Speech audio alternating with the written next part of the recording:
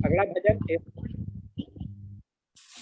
अगला जो भजन है वो ध्वनि के बाद हम लेंगे। हमारे बीच उपस्थित हैं श्रद्धेय डॉक्टर विनय प्रसाद दा, जो कि एसपीआर छपरा से हैं।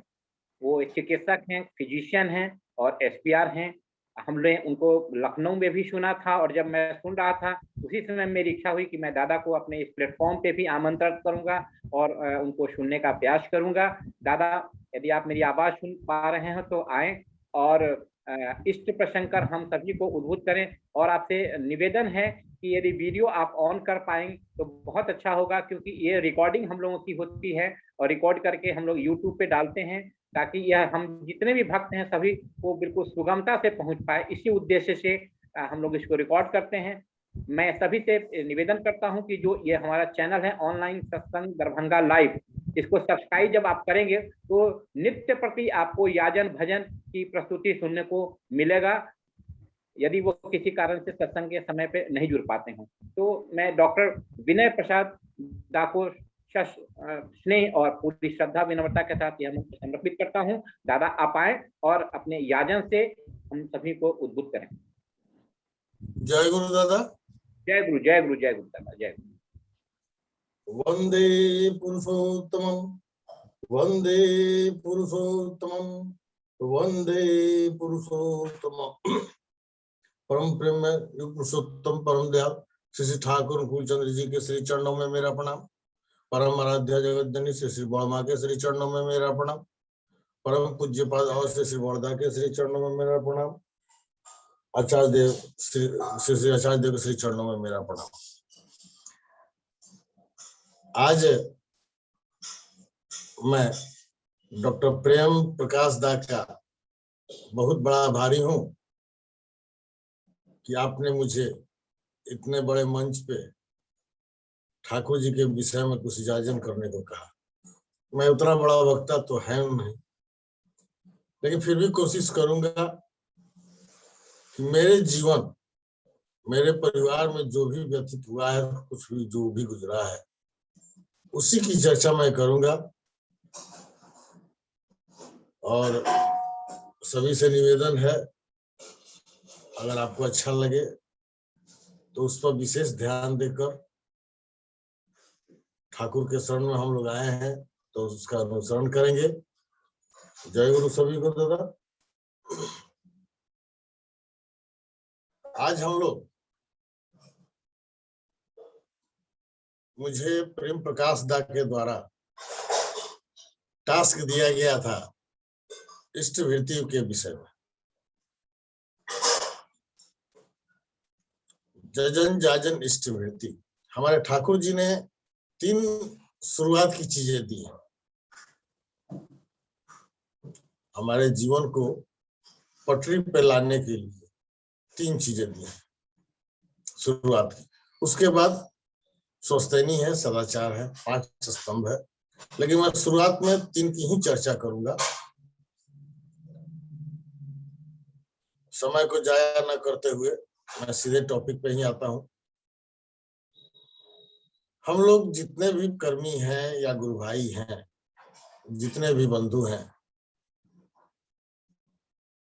जो भी ठाकुर के शरण में आए हैं, सबसे पहले हम लोगों को अनुशासित होना पड़ेगा। ठाकुर के शरण में आने का मतलब ही है अनुशासन। यहाँ सब कुछ समय से बद्ध होता है। आपका सत्संग करने का भी समय फिक्स है, 1 से 1.5 से 2 घंटा। नाम ध्यान इष्टवृत्ति करने का भी समय है फिक्स, 3 से 5 सुबह का। और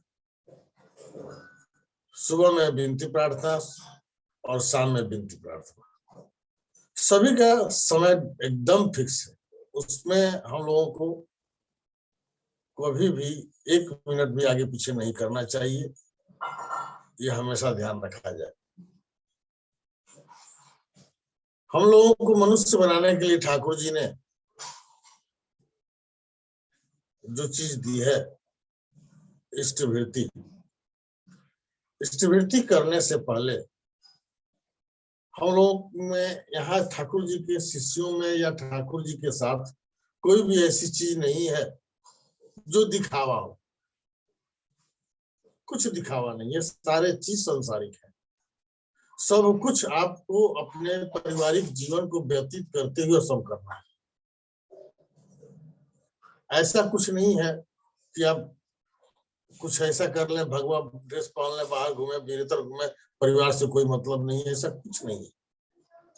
आपको ठाकुर जी के शरण में आने का मतलब है कि ठाकुर के साथ आप अपने परिवार के साथ लेकर के चले। जैसे ही आप, हम लोग का जो समय फिक्स किया गया है, इस बात का हमेशा ध्यान रखें कि इष्टवृत्ति जो भी हम लोगों को करना है निश्चित समय से करना है। जब कभी भी हम लोग इष्टवृत्ति करते हैं उसका समय जरूर निश्चित कर लें। कोशिश लेकिन यही करना है सुबह 3 बजे से 5 बजे के बीच का हो। आप लेट में भी करते हैं तो कीजिए, लेकिन उसको भी कोशिश कीजिए कि हम टाइम समय सीमा पकड़ लें। हम लोग आदत डालते हैं सभी को, शुरू शुरू में करते हैं, जो भी पंजाधारी है जो दीक्षा देते हैं ये इतना जरूर कहते हैं कि ज्यादा जब उठिए तब इष्टवृत्ति कीजिए। ये तो हो जाती है आदत डालने की चीज, लेकिन जैसे जैसे हम लोग परिपक्व होते हैं, पुराने होते हैं, तो समय को पकड़ना निश्चित अनिवार्य है। ये हम लोग का इष्टवृत्ति क्या है? सुरक्षा कवच। और एक तरह से आप मान के चलिए, सभी लोगों ने LIC के नाम सुना होगा, उसका प्रीमियम भरना होता है, तो प्रीमियम का भी समय सीमा फिक्स होता है। लाइफ कवर करता है, प्रीमियम की चलती। यहाँ भी वही बात है, लाइफ कवर करता है, प्रीमियम हमको देना है। प्रीमियम क्या है? बहुत सिंपल सा चीज। ठाकुर जी कहते हैं कि इष्टवृत्ति उतना करो, एक समय का भोजन। अगर एक समय का भोजन देने में तुम सक्षम नहीं हो, जो भी बन पड़े उतना करो। लेकिन अभी हम लोग के समय में क्या हो रहा है, बहुत से लोगों को मैंने देखा है कि अभी भी वो 10 पैसा रखे हुए हैं, पुराना 10 पैसा, 25 पैसा रखे हुए, 50 पैसा रखे हुए, उससे वो इष्टवृत्ति निकालते हैं। तो हम लोगों को ठाकुर जी को भोग लगाना है, ठाकुर जी को ठगना नहीं है। ठाकुर जी को हमको जब भोग लगाना है, नहीं 25 रुपया कर सकते हैं, नहीं 50 रुपया कर सकते हैं, लेकिन कम से कम जितना पैसा चल रहा है, जितना पैसा से एक टॉफी आप ठाकुर जी के लिए खरीद सकते हैं, उतना तो निवेदन करना है। तो कम से कम मान लीजिए अभी के समय में 1 रुपया का एक टॉफी जरूर आ जाता है, उतना से जरूर कीजिए। 25 पैसा, 50 पैसा, 10 पैसा को त्याग दीजिए। इससे ठाकुर जी को भोग लगाने से हमारा कोई स्वार्थ सिद्धि नहीं होता है। स्वार्थ क्या सिद्धि करना है? हम लोगों को ठाकुर जी को अर्पित करना है, एक समय का भोजन देना है। तो नाम ध्यान जो हम करेंगे, सबसे बड़ी बात है कि जितना समय ज्यादा करेंगे उतना हमारे लिए श्रेयस्कर होगा। नाम ध्यान से क्या होता है? हमारी इम्यूनिटी पावर बूस्टअप होती है, हमारे शरीर में ऊर्जा शक्ति की बढ़ती होती है, हम कितना काम करने में सक्षम है उसका 10 गुना पावर आपको बढ़ाता है।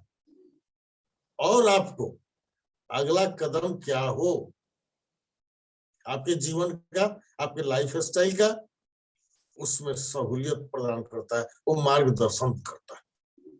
आपके दिमाग में जितने भी आपके पास ग्लैंड हैं, हमारे पास सारे नाम ध्यान से एक्टिव हो जाते हैं।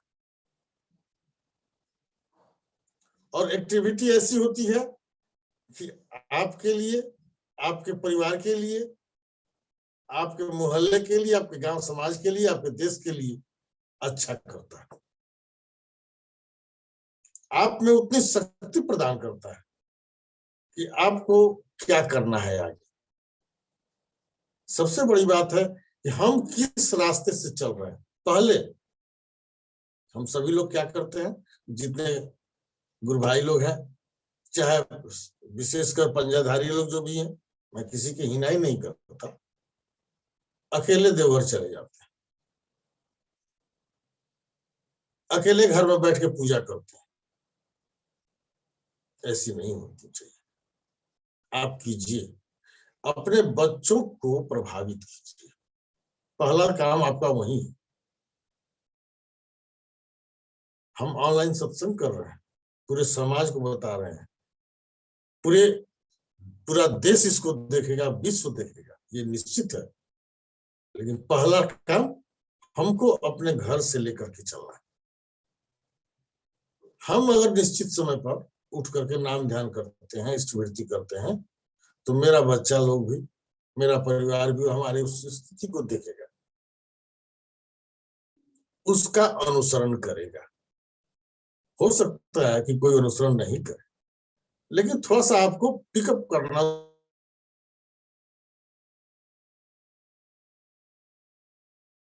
कैसे करना है, थोड़ा सा समय लगेगा, मेहनत लगेगा, 2 दिन, 10 दिन, 50 दिन कीजिए, लेकिन वो जरूर करेगा। जब आप नियत समय पर करना शुरू कर देंगे, आप नाम ध्यान कीजिए, इष्टवृत्ति कर रहे हैं, तो इष्टवृत्ति का समय मान लीजिए कि आप 5 बजे ही करते हैं, क्योंकि हम लास्ट समय लेते हैं। 3 से 5 का जो समय है ब्रह्म मुहूर्त,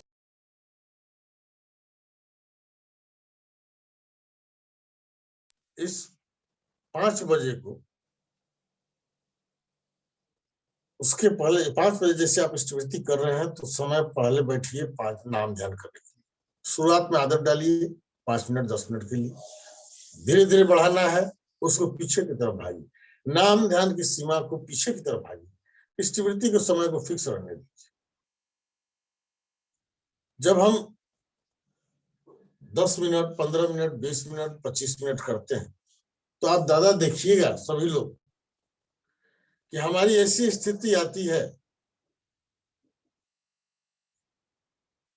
कि अगर रजाई ओढ़ करके, कंबल ओढ़ करके नाम ध्यान कर रहे हैं, तो धीरे धीरे कंबल आपके शरीर से गिर जाता है, कुछ पता नहीं चलता है, लेकिन उष्णता बनी रहती है। सभी लोग देखे होंगे कि जितने भी ज्ञानी पुरुष लोग हैं, महात्मा हैं, अगर नामी हैं, तो लगता है, कहता है लोग, तो ज्यादा तो गंजी पहने हुए बैठे।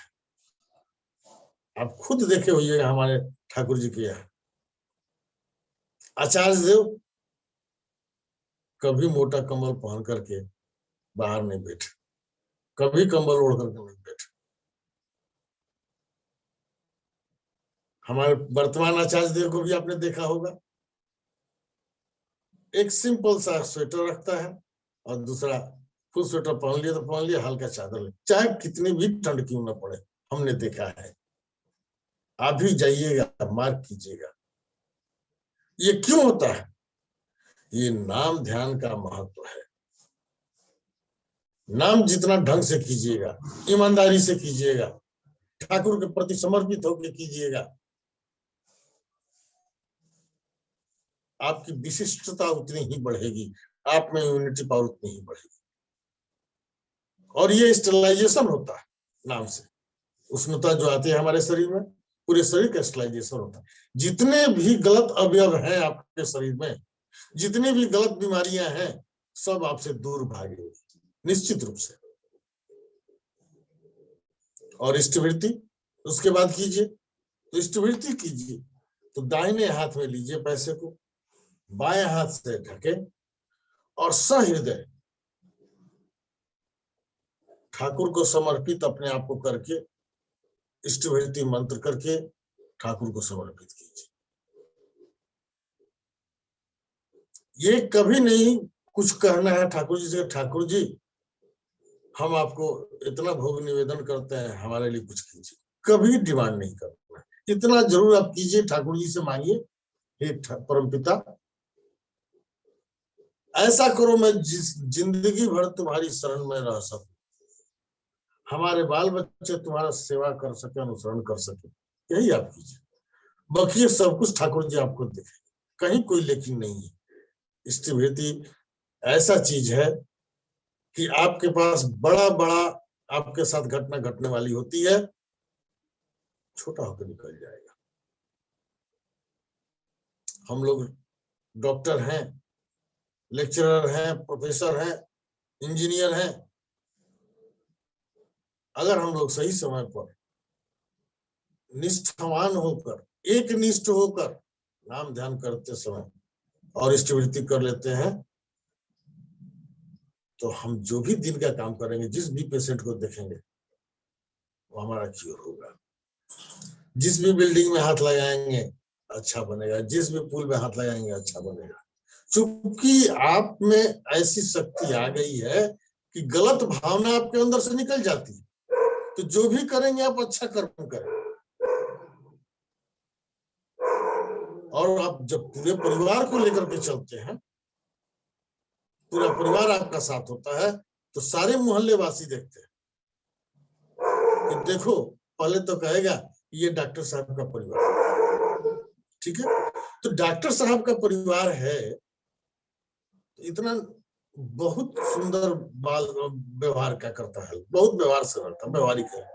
तो ऐसा परिस्थिति कैसे आता है, वो भी सोचेगा कि भाई इतना अच्छा व्यवहार इसके परिवार में कैसे है। तो देखेगा कि भाई ये किसकी पूजा पाठ करते हैं, तो ठाकुर की पूजा पाठ करते हैं। तो ठाकुर जी की पूजा पाठ करते हुए मेरा परिवार जब उतना अच्छा हो सकता है, तो वो भी कोशिश करेगा कि भाई हम ठाकुर इनके साथ हो ले, डॉक्टर साहब के साथ ठाकुर जी की सेवा में आ जाए। ठाकुर जी आपसे कहेगा, आपका आचरण व्यवहार जब जैसा बढ़िया हो जाएगा, तो आपको देख कर लोग कहेंगे कि दादा हमें भी दीक्षा दिला दीजिए, ठाकुर जी के शरण में हमको ले चलिए। वो खुद उद्बुद्ध होगा। लेकिन ये जाजन आप करना है, आपको पहले अपने घर में आप जजन कर लीजिए कि आप लोग सभी लोग इकट्ठे हो जाइए, सबको नाम ध्यान पूजा पाठ कीजिए टाइम पे। उसके बाद आपके आचरण व्यवहार में जो अंतर आएगा, उसको देख के बाहर के लोग जाजित होंगे। बाहर के लोग कहेंगे आपसे उद्बुद्ध करके, दादा हमको ठाकुर जी का दीक्षा दिलाइए। आपको इसके लिए सेमिनार करने की आवश्यकता नहीं है, घूमने की आवश्यकता नहीं है 10 गो लोग को लेकर के। अपने शिष्टाचार को दर्शाइए कि हम किस ढंग से चल रहे हैं। ये कौन कर सकता है? तो जितने भी पहले पंजाधारी लोग हैं, एसपीआर है, जाजक है, अथर्जु है, स्वस्तनी व्रतधारी हैं, और जितने पुराने हमारे गुरु भाई लोग हैं, दीक्षित, सभी लोग कहते हैं कि हम क्या करते हैं, ठाकुर जी हमको कुछ नहीं कर रहे हैं। लेकिन भैया मेरे, आप पहले ये बताओ कि ठाकुर जी के लिए आपने कितना समय दिया है। सभी लोग क्या करते हैं, पैसा उठाए, ठाकुर जी के पास बैठे नहीं बैठे, गए तुरंत पैसा उठाए, हाथ में लिए, ऐसे मारे और तुरंत ठाकुर जी के हवाले। उससे क्या हो गया? आप में इतनी शक्ति है ठाकुर के चलते कि अगर आप नियमित ढंग से करते हैं, सब कुछ करते हैं, तो अगर आपको ट्रेन भी पकड़ना होता है तो बिना इष्टवृत्ति किए हुए आप घर से बाहर ना निकले। कोई भी काम आप इष्टवृत्ति किए बिना ना करें। अब तेजी में है, जल्दीबाजी में आपकी ट्रेन छूटने वाली है, अगर आप निष्ठावान है तो जब तक आप पूजा पाठ नहीं करके जाएंगे तब तक ट्रेन आपसे आगे नहीं जाएगी, आपको लेकर के ही जाएगी। भले उसके लिए आपको उसको लेट करना पड़े, किसी न किसी कोई कारण ऐसा आ जाएगा कि ट्रेन लेट हो जाएगी और आप जाते के साथ ट्रेन पकड़ के निकल जाइएगा। लेकिन निष्ठावान होना पड़ेगा, दिखावा नहीं करना पड़ेगा। हमारे यहाँ दिखावे का कोई स्थान नहीं। सबसे पहली बात है, हम आपको बता रहे हैं इष्टवृत्ति जो लोग करते हैं बुरा नहीं मानेंगे। मैं अपने ही परिवार में घटित घटना बता रहा हूं।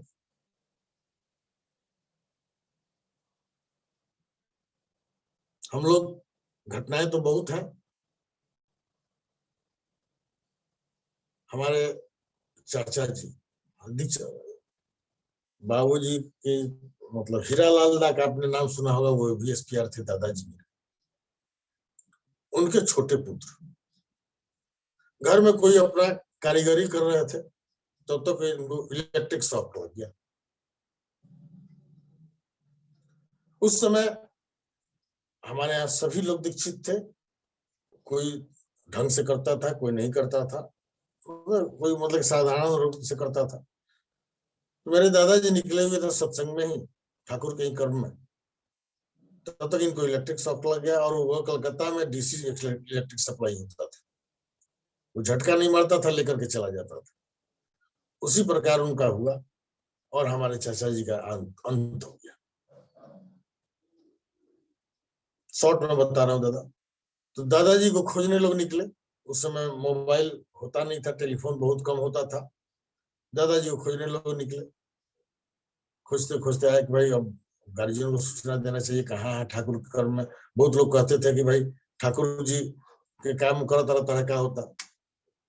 लेकिन खोजते खोजते ठाकुर जी, सॉरी दादाजी मेरे मिले और कहा गया उनसे कि ऐसी बात है कि आपका पुत्र चला गया इस कंडीशन। तो दादाजी ठाकुर जी को वहीं प्रणाम किए और घर को वापस आए। जब घर पर वापस आते हैं तो लोग का कहने का उनका मिला कि देखा हो ठाकुर जी के भक्त आ गए, बेटा चल गए। कलकत्ता की बात है, कचला पड़ेगा। देखा हो ठाकुर जी के चला आ गए, इनका बेटा तो चल गए, महापुजारी बना। दादाजी को बहुत अंदर से ग्लानि हुई कि हमारे ठाकुर जी को लोग ऐसा कह रहे हैं जो सभी का कल्याण कर रहे हैं। दादाजी आए, रूम में गए, पूजा वाले रूम में ठाकुर जी के समक्ष उस डेड बॉडी को मंगा करके बैठ गए। बोल दिए कि तू लोग तैयारी करो अपन जहां ले जाए के बाद, हम ठाकुर जी से विनती प्रार्थना करें, ओकरा बादे हमारे बेटा जाए। तो ठाकुर जी के समक्ष लेटा दिया गया उनको और दादाजी मेरे बैठ गए। उनका नब्ज पकड़ करके नाम ध्यान करना शुरू किया। नाम कर रहे हैं, रोए जा रहे हैं, नाम कर रहे हैं, रोए जा रहे हैं, नाम कर रहे हैं, रोए जा रहे हैं। घंटा 1.5 घंटा बीत गया। जब 2 घंटा बीत गया तो हमारे चाचा जी उठ के बैठ गए। इसको दादा कभी ट्राई भी नहीं करना है, ठाकुर जी को तंग भी नहीं करना है। लेकिन उस समय ठाकुर के नाम को लोग बदनाम कर रहे थे, इस वजह से मेरे ठाकुर जी को लेकर के दादाजी बैठ गए। और जब वो बैठ गए, पहले ये कहते थे लोग तुम दीक्षा ले लो, कोई लेने को तैयार नहीं था। जब हमारे चाचा जी ठीक होकर के बैठ गए, उसके बाद वो पूरा मोहल्ला दीक्षामय हो गया। काचला पड़ा, धोबी पुकुर रोड, अभी अशोक मित्रा रोड के नाम से प्रचलित है। आप किसी भी जगह के पूछेंगे, आरपी हाई स्कूल हम लोग का चलता है, वहां पे वैसी स्थिति घटना घटी। उनका नाम है मेरे काकाश्री का प्रभु जी, और प्रभु जी आज जीवित हैं, अपने पूरे परिवार के साथ, बाल बच्चों के साथ सब कुछ कर रहे हैं। तो क्यों हुआ ऐसा? मेरे ठाकुर जी को लेकर हमारे दादाजी एक एक सेकंड उनके लिए कीमती था। ठाकुर जी के लिए बिना कोई समय मतलब वेस्ट नहीं करते थे। जब भी होता था ठाकुर जी का काम करते थे। वो 3-3:30 बजे नियमित उठ जाए और प्रभात यामिनी शुरू कर दी। प्रभात यामिनी उदित दिन मन उसरानी हंसी में खिंचाए रहे। ये शुरू से 3:30 बजे से उनका नियत समय था, ये उठ करके अपना शुरू कर दें। उसके बाद जो जो ठाकुर का काम हो एकदम लाइन बाय लाइन करते गए, जिसका नतीजा हुआ मेरे बाबूजी दीक्षित हुए, हम लोग हुए दीक्षित, पूरा परिवार। सबसे पहले मेरे दादाजी की माँ ठाकुर जी के शरण में गई थी और ठाकुर जी से मांगा था दादी ने कि मेरे घर में एक, आवाज आ रही है दादा? हेलो जी दादा, आवाज आ रही है, आवाज बड़ी सुंदर आवाज आ रही है। तो दादी ने ठाकुर जी से कहा था, मेरे चाचा जी बाबू से छोटे थे, वो एक्सपायर कर गए थे बड़ी गोटी के चलते। तो ठाकुर जी से दादी ने कहा था कि ठाकुर जी हमारे गांव परिवार में डॉक्टर की कमी है, ऐसा कीजिए कि एक मुझे डॉक्टर दे दीजिए जिससे सबका काम कर सके, सबकी सेवा कर सके। तो आज देखिए ठाकुर जी के उस आशीर्वाद ने ऐसा कमाल दिखाया है कि आज मेरे पूरे परिवार में, मेरे खून में 13 डॉक्टर्स हैं, सभी सेवा कर रहे हैं। इवन मेरा बेटा, मेरी बहू, वो भी दोनों डॉक्टर है, डेंटिस्ट है दोनों। लेकिन आज हम लोग का 5वां कोर्स चल रहा है। क्यों? हम लोग क्यों नहीं छोड़ करके भाग गए? क्योंकि शुरू से ही मेरे पूर्वजों ने सही रास्ता दिखाया। वही सभी से निवेदन करते हैं कि आप सभी लोग ऐसा करें कि आपका परिवार सुदृढ़ हो।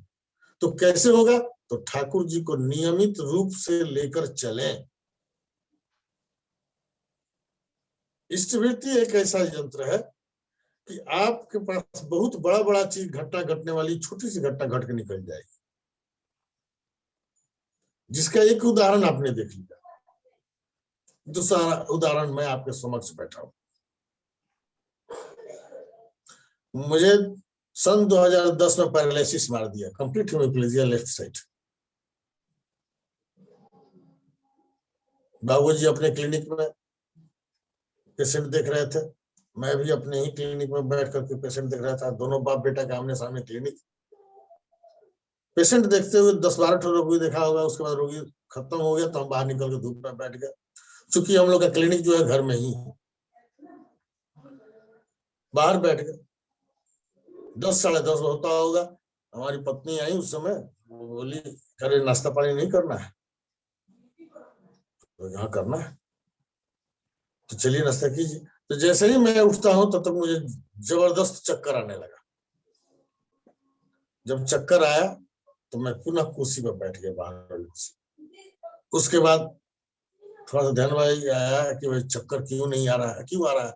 तो ध्यान में आया कि आज हम 10-15 दिन से ब्लड प्रेशर का दवा छोड़े हुए।